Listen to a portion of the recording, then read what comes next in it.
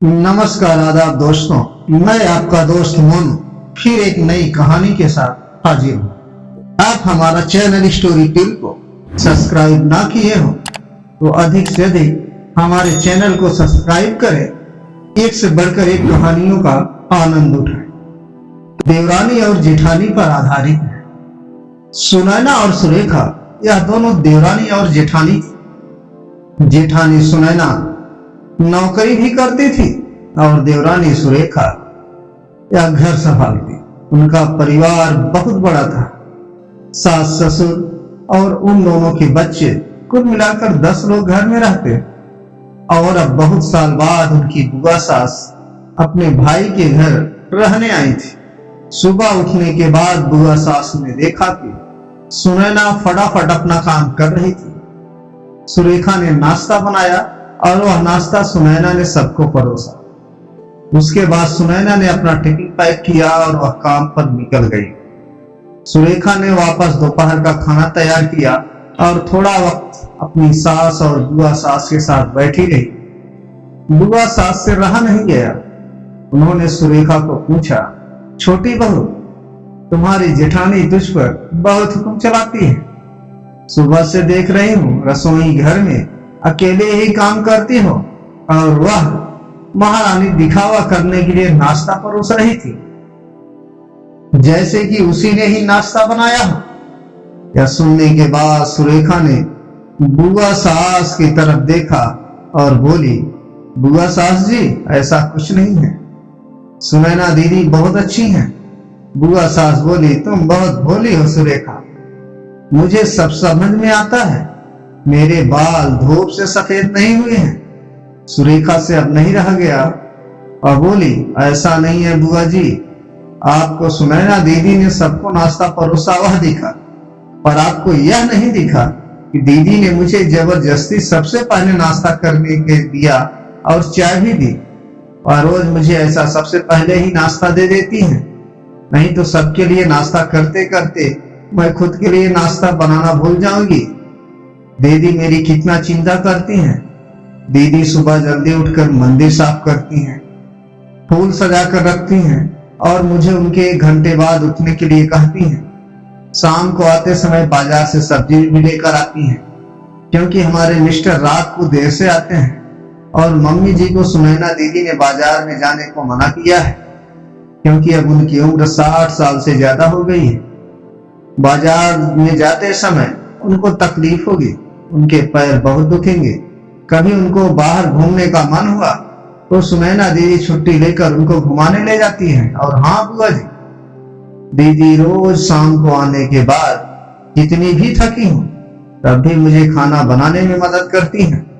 वह मेरी बड़ी जेठानी जरूर है, पर मुझे अपनी छोटी बहन ही समझती हैं और मैं उनको अपनी बड़ी बहन समझती हूँ। यह सब सुनकर बुआ सास एकदम चुप हो गई।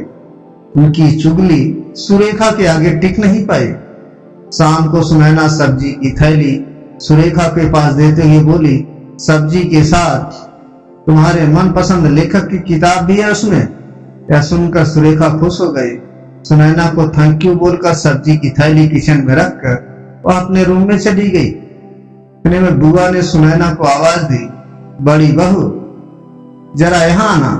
वह बोली, सुनैना, तू इतनी मेहनत करके पैसे कमाती है और ऐसे फालतू में किताब खरीदी करके मुफ्त का खर्च करती हो, और भी अपनी छोटी देवरानी के लिए।